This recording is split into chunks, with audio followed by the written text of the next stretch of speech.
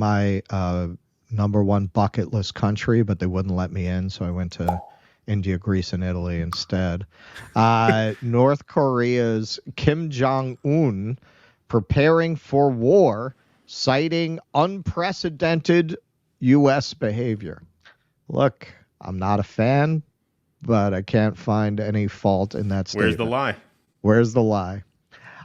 North Korean leader Kim Jong Un has ordered his nation's industrial and military sectors to prepare for war with the United States, citing, quote, unprecedented, unquote, confrontational activity by the U.S. and its allies.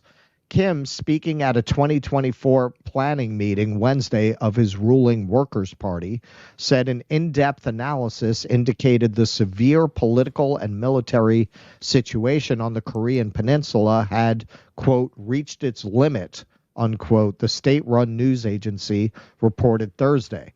The news agency said the military-industrial sector, nuclear weapons sector, and civil defense sector were urged to, quote, further accelerate the completion of preparations for this war, unquote. Kim's statements continue a pattern of threatening rhetoric in recent months. They come less than 2 weeks after the White House, quote, reaffirmed its unwavering commitment to provide extended deterrence, unquote, against Pyongyang and dismiss no military options, including nuclear. Situation's getting more dangerous than a ride in a Tesla.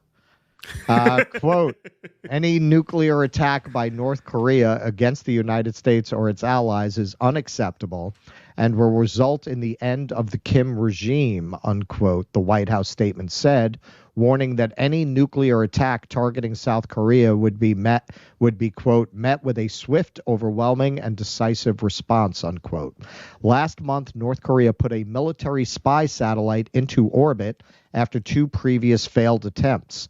The U.S. and its allies consider the satellite a breach of United Nations Security Council resolutions.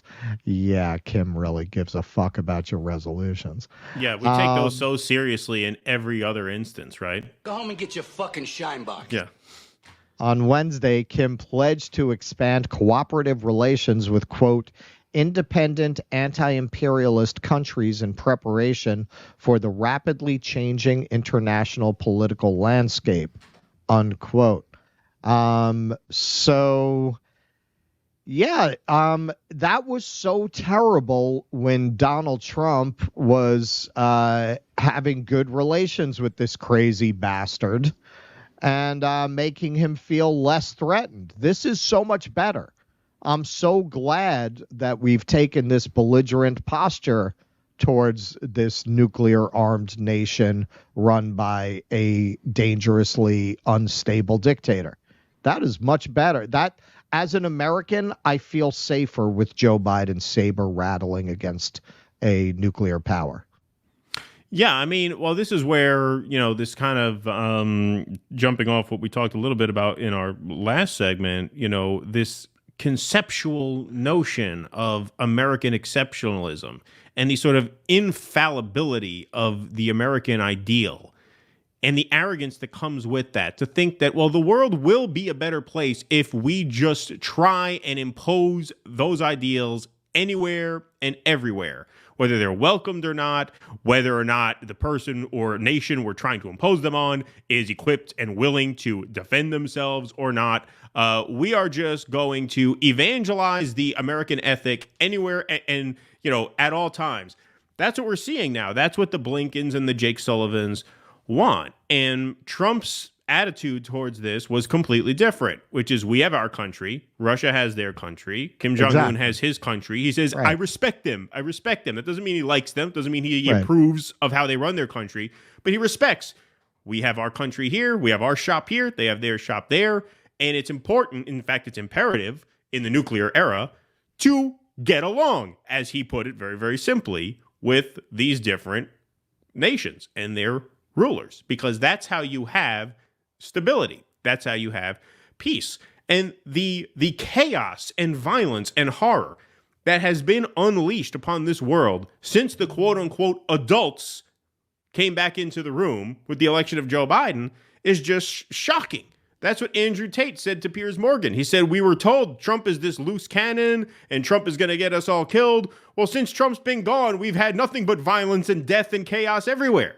Right. Right. And the other point I'll make, the fucking balls on the United States to cite the United Nations at this moment is just on another level.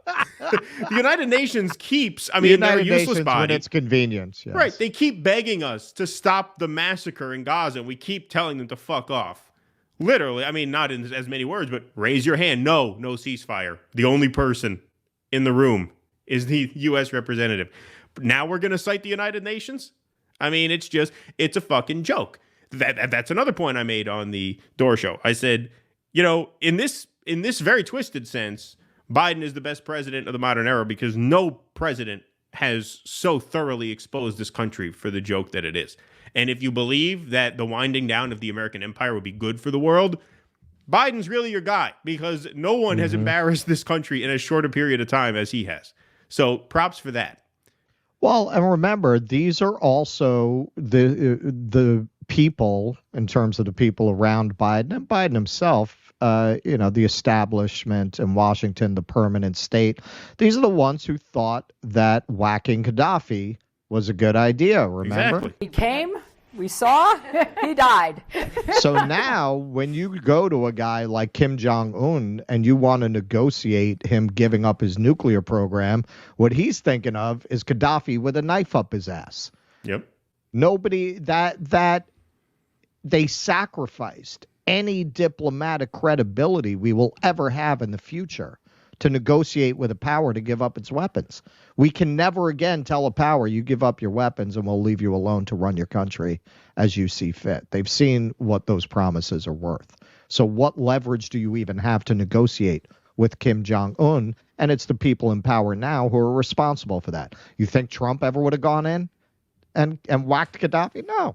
Gaddafi wasn't bothering anybody. He was talking about going off the petrodollar. That's what they don't want to talk about. That's why we actually whacked that guy. No, he wanted to use his country's resources for the enrichment of his country and his people. We don't like that.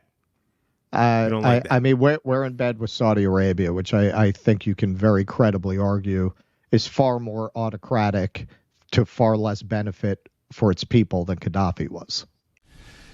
Please clap.